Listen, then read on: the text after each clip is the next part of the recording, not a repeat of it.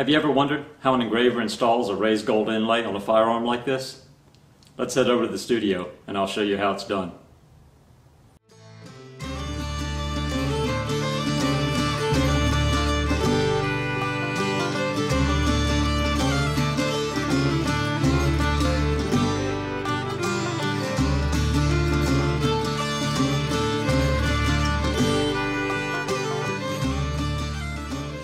Hey y'all, welcome back to the studio. I'm Lane Zolke and this is Master Engraver TV, and in today's episode we are back working on the Firearm Engravers Guild of America Colt 1911 project.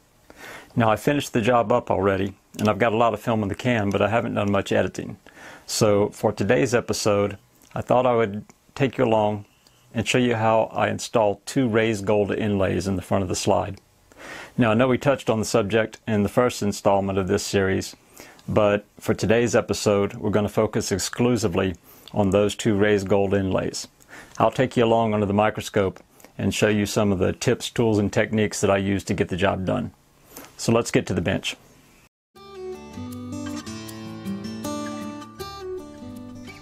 To start out here, you can see I've got my layout lines lightly scribed in place.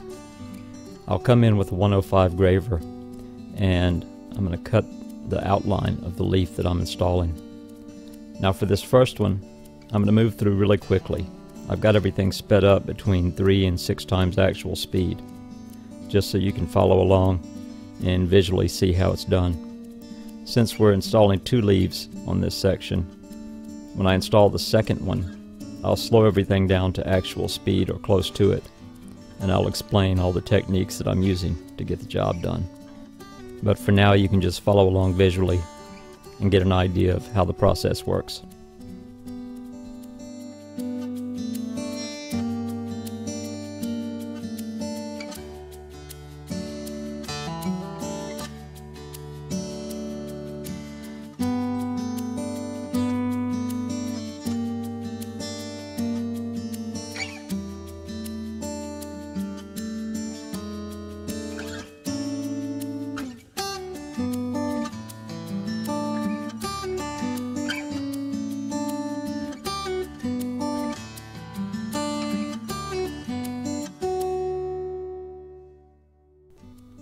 I'll take a quick moment here to explain that all gold inlay into steel basically works on one principle, and that is creating a mechanical lock with the parent material.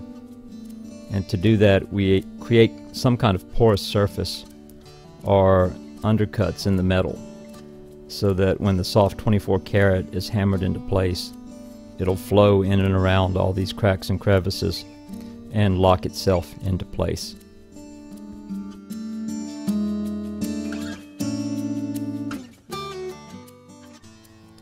The line you see me cutting here gives me a reference line to trim back to after the inlay is fully installed.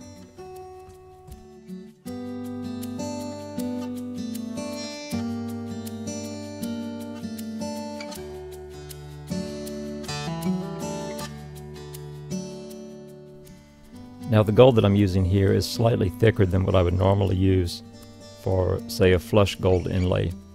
And that's because when we're done, I want everything to be standing proud above the parent material.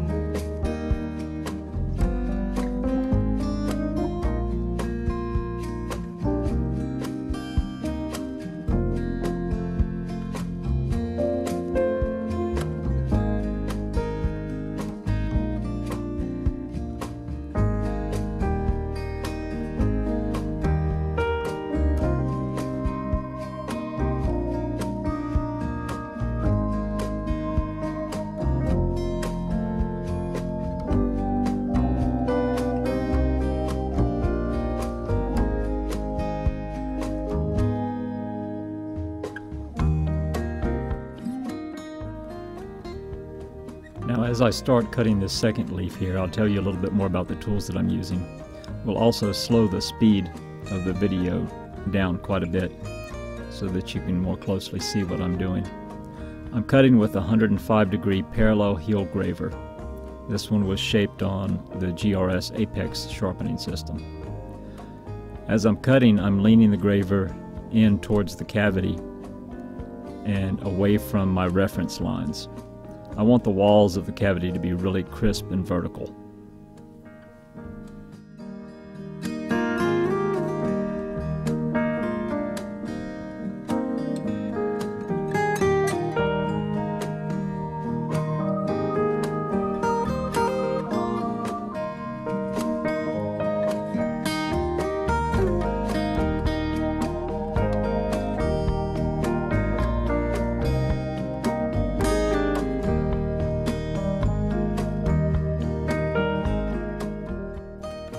So now that I've gone over the channel walls a few times, or the cavity walls a few times, I'm coming back and I'm lowering the background of the cavity.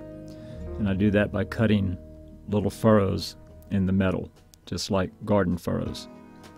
I'll go back across them a few times in a crosshatch pattern, and you'll see why I do that in just a moment.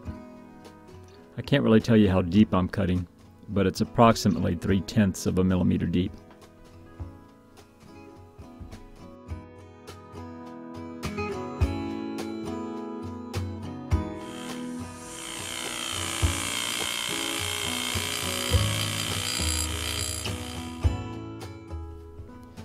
Now that we've got the background basically lowered, what you see me doing here is going over the whole cavity with a stipple tool.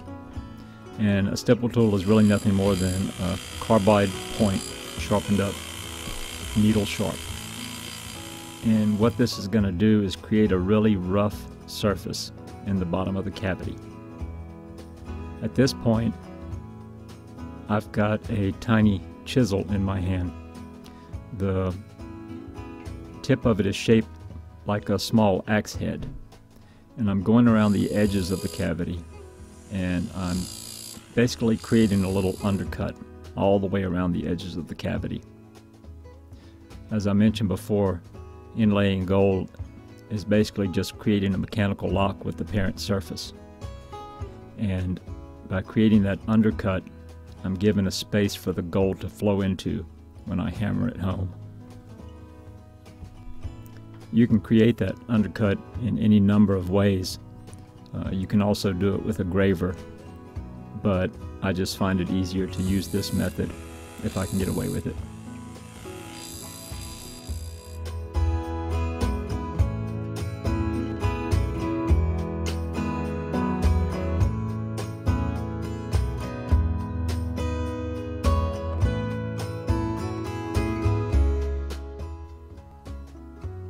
Now when it comes to tools like this little chisel that I have, you'll have to make those tools on your own. They don't really exist in any of the catalogs, and I hand shape them to fit whatever application I'm working on at the moment.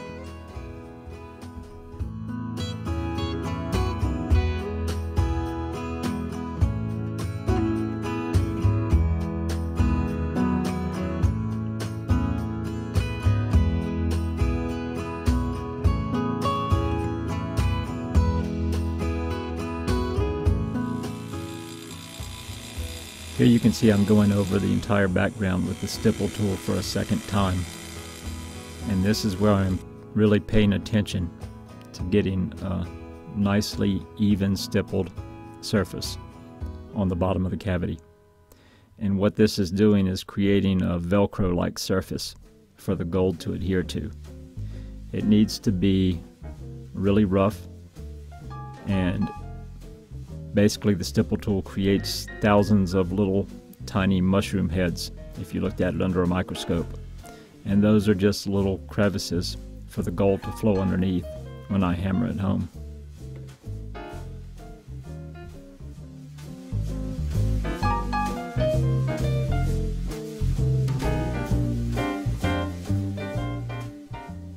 So as I offer up this piece of gold wire to the channel, I'll tell you a little bit more about the tool that I'm using. It's a little brass punch that's simply made from round brass rod. I'm using brass because it won't mar the surface of the metal if I accidentally slip to the side. The wire is approximately 24 gauge, the same width as the stem of the leaf. As I work my way around, I'm punching it down lightly at first, just to get it to adhere. And as I reach the end of the cavity wall, I'll snip it off with a flat graver.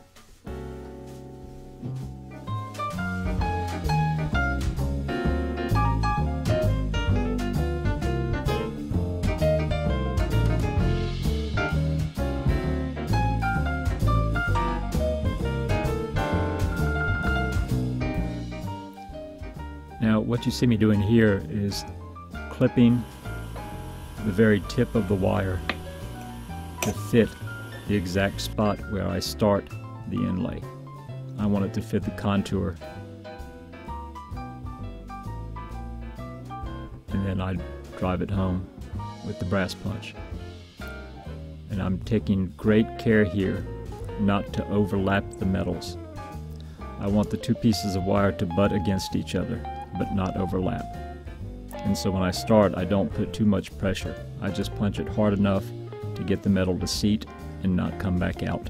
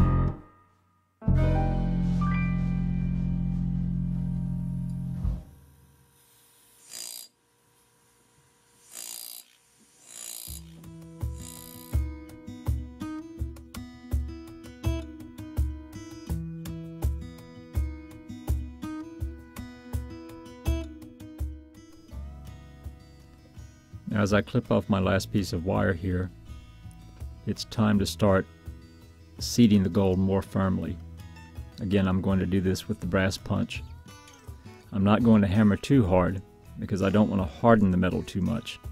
I want to hammer it just hard enough so that it flows into all the cracks and crevices and locks in tightly. Now, the reason that I didn't want any overlap between the pieces of wire is that when I go to burnish this out, if any of the wire overlapped onto another piece, it's going to create a little thin foil-like section of gold that can flake off really easily. I basically want those seams to be buttered up tightly, and then when I burnish it, they'll meld together and you won't be able to see them.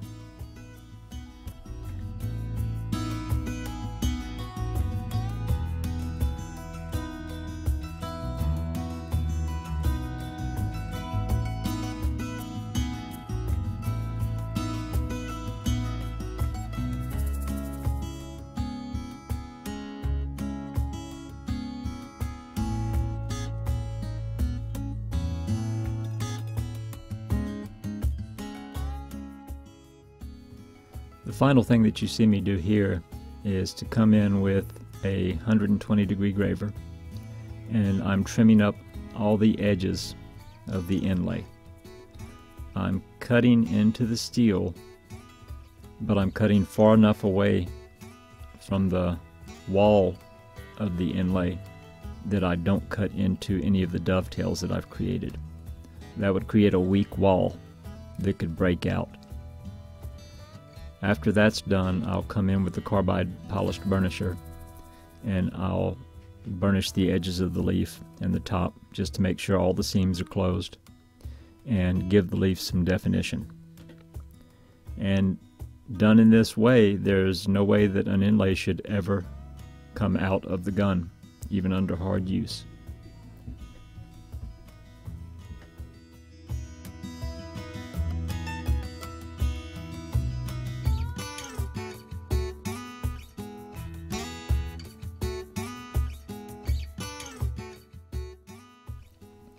As we wrap this up, I'd like you to keep in mind that these videos are really not meant to be a replacement for formal education. It's just not possible for me to teach a subject as complex as gold inlay in a 20-minute video. If it were, it wouldn't have taken me over a decade to achieve the level of Master Engraver. There are just too many subtleties to convey, and each job requires a different approach and a different bag of tricks. What these will do is offer you a glimpse of the basic principles and hopefully spur you on to seek some proper instruction. At a minimum, I hope you're entertained and you'll walk away with a bit more knowledge than when you started. Thanks for taking time to watch.